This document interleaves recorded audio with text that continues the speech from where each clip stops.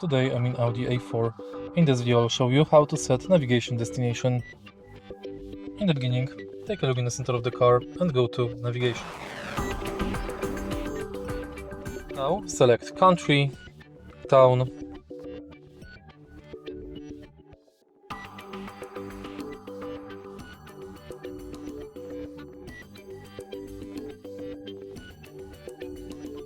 street, and select Start Route Guidance. Your route is being calculated.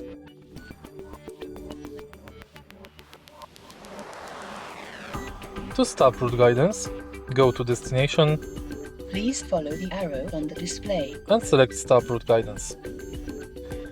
If you find this video helpful, please leave like, comment and subscribe.